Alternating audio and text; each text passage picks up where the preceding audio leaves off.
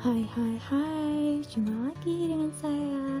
Gimana kabar kalian hari ini? Semoga senantiasa sehat ya.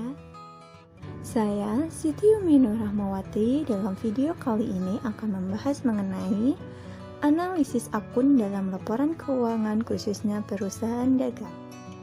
Apa aja sih akun yang ada dalam laporan keuangan? Mari kita simak videonya. Sebelum kita membahas mengenai apa saja sih yang ada dalam laporan keuangan, terlebih dahulu kita wajib mengetahui pengertian dari laporan keuangan.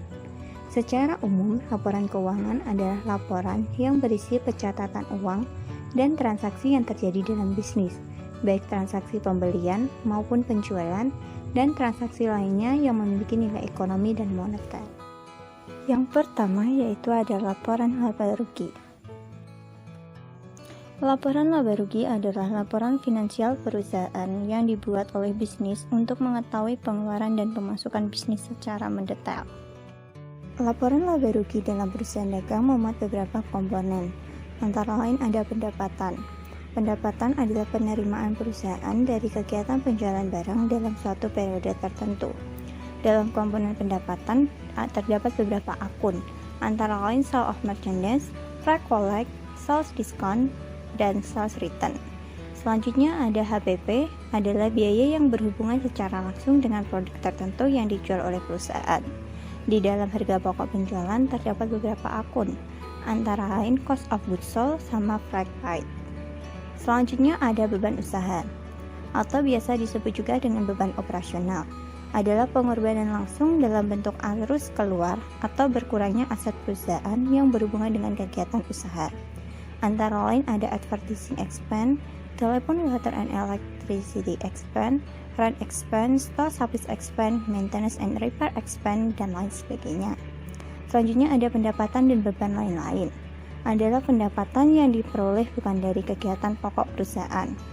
Misalnya ada interest income, dividend income, dan lain sebagainya. Selanjutnya ada beban lainnya, yaitu beban yang tidak ada hubungannya dengan kegiatan pokok perusahaan. Misalnya ada interest expense, bank charge, dan lain sebagainya. Selanjutnya ada pajak penghasilan. Pajak penghasilan adalah pajak yang dikenakan kepada wajib pajak atau badan usaha atas penghasilan yang diterimanya atau diperolehnya dalam suatu tahun pajak.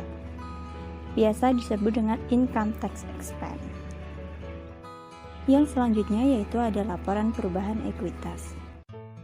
Laporan perubahan ekuitas adalah laporan keuangan yang harus dibuat oleh perusahaan yang menggambarkan peningkatan atau penurunan aktiva bersih atau kekayaan selama periode tertentu.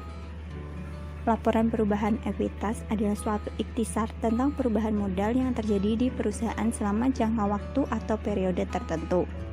Laporan ini biasa disusun setelah adanya laporan laba rugi. Dalam laporan perubahan ekuitas terdapat beberapa akun di dalamnya. Yang pertama ada ekuitas awal. Ekuitas awal, informasi ini diperoleh dari neraca saldo. Yang kedua ada tambahan investasi. Hal ini dimasukkan jika ada penambahan investasi dalam tahun berjalan. Informasi ini dapat diperoleh dari jurnal penyesuaian. Yang ketiga adalah laba rugi tahun berjalan. Informasi ini dapat dilihat pada laporan laba rugi maupun pada neraca lajur. Yang keempat ada preval atau drawing. Hal ini dapat diambil dari neraca lajur. Yang kelima ada ekuitas akhir. Ekuitas akhir merupakan penjumlahan dari ekuitas awal ditambah laba tahun berjalan dikurangi dengan preval atau drawing. Ketemulah dengan ekuitas akhir. Selanjutnya yaitu laporan neraca. Laporan neraca adalah laporan keuangan yang memuat informasi mengenai akun-akun aktiva, kewajiban, dan ekuitas suatu perusahaan. Dalam laporan neraca terdapat beberapa komponen atau akun di dalamnya. Yang pertama ada aktiva. Di dalam aktiva terdapat beberapa akun, antara lain terdapat cash on hand, petty cash, cash in bank, merchandise inventory, supplies, line, building, equipment, vehicle, dan sebagainya. Yang kedua ada kewajiban. Kewajiban antara lain terdapat account payable, accrued expense, VAT payable, income tax payable, dan lain sebagainya. Yang ketiga ada ekuitas. Di ekuitas terdapat beberapa akun, antara in stock capital, retained earning, dan lain sebagainya. Selanjutnya yaitu laporan arus kas. Dalam laporan arus kas terdapat 3 komponen utama. Yang pertama, arus kas dari kegiatan operasi. Arus kas ini berasal dari transaksi operasional perusahaan. Contohnya ada transaksi yang mencakup penerimaan uang dari konsumen, pembayaran utang, gaji karyawan, pelunasan pajak, dan lain sebagainya.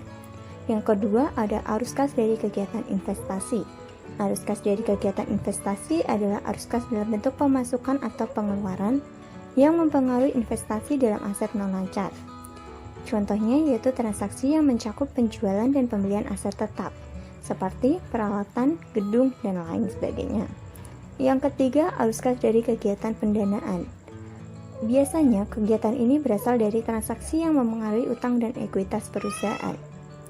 Transaksi yang mencakup penerbitan atau penghentian surat berharga ekuitas dan utang. Contohnya, penjualan obligasi, pembayaran dividen, emisi saham, dan pelunasan kredit dari bank, dan lain sebagainya. Untuk akun yang terdapat arus kas, terdapat beban depresiasi, untung atau rugi pelepasan aset tetap, piutang usaha, beban dibayar di muka, persediaan, utang usaha, utang pajak penghasilan, dan lain sebagainya. Nah, itu dia pembahasan pada video kali ini. Bagaimana materinya? Sangat mudah, bukan? Nah, apabila terdapat pertanyaan, silakan tuliskan di kolom komen. Cukup sekian video dari saya, kurang lebihnya mohon maaf. Sampai jumpa di video lainnya. Bye-bye.